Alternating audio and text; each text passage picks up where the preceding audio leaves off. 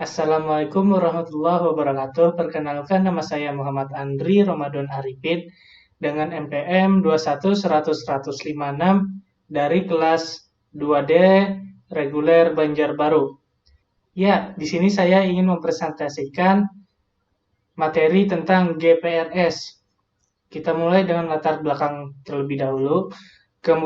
Kemajuan teknologi dalam hal pengukuran besaran listrik saat ini sangat berkembang pesat.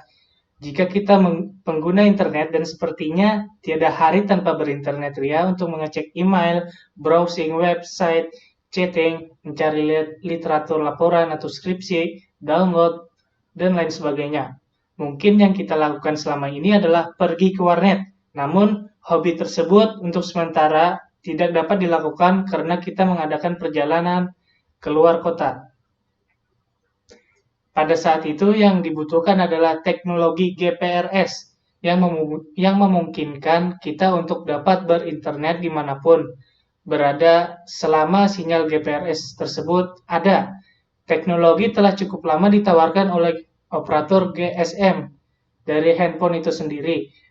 GPRS mendistribusikan paket data akses internet sampai 114 kbps. Transfer data menuju jaringan internet web server melalui jaringan GPRS seluler. Ya, kita masuk ke pengertian. GPRS singkatan dari General Packet Radio Service.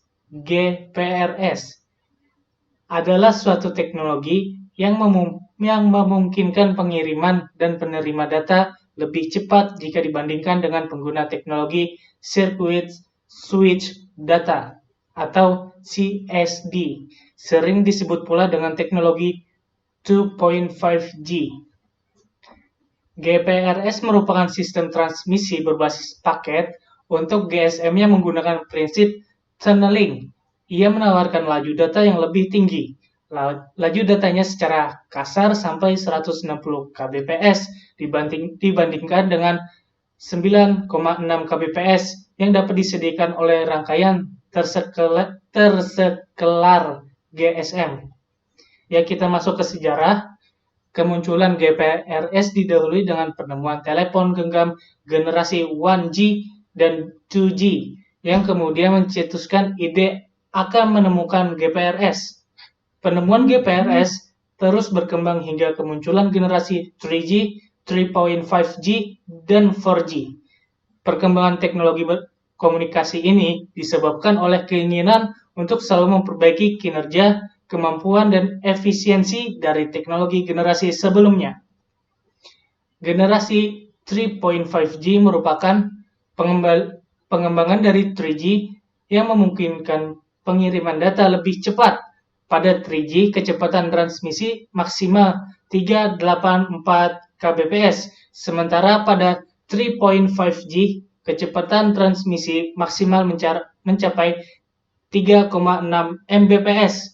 Generasi 3G dan 3.5G mendukung layanan video call yang memungkinkan penelpon dan penerima saling bertatap muka. Ya, kita masuk ke perkembangan. Generasi 2.75G dikenal dengan generasi 8G. 8G diperkenalkan oleh AT&T di Amerika Serikat pada tahun 2013. Teknologi 3G terbagi menjadi GSM dan CDMA. Teknologi 3G sering disebut dengan mobile broadband dengan keunggulan sebagai modem untuk internet yang dapat dibawa kemana saja. Cara kerjanya, 1. Mengirim paket ke mobile station MS dalam satu area. 2. Mengirim sejumlah pertanyaan ke HLR untuk memperoleh profil data pelanggan GPRS Management Mobility. Ketiga, mendeteksi MS GPRS yang baru dalam suatu area service yang menjadi tanggung jawabnya. Yang keempat, SGSN dihubungkan ke BSS pada GSM dengan koneksi prime relay melalui PCU, Packet Control Unit, di dalam BSC. Macam sinyal GPRS. 2G, second generation. Kemudian terbagi dua, yaitu GPRS dan 8G. Third generation. Kemudian terbagi dua, yaitu HSDPA, High Speed Download Packet Access, dan UMTS, Universal Mobile Telecommunication System.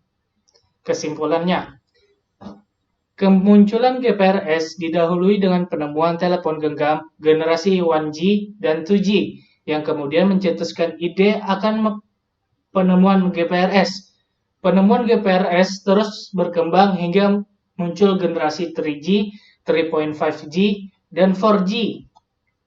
GPRS adalah suatu teknologi pengiriman dan penerima data menggunakan sistem paket switching.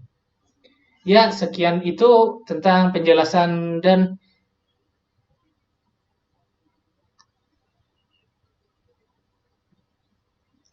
sekian itu adalah penjelasan serta presentasi tentang GPRS dari saya. Mohon maaf atas segala kesalahan yang saya lakukan. Saya tutup dengan wassalamualaikum warahmatullahi wabarakatuh.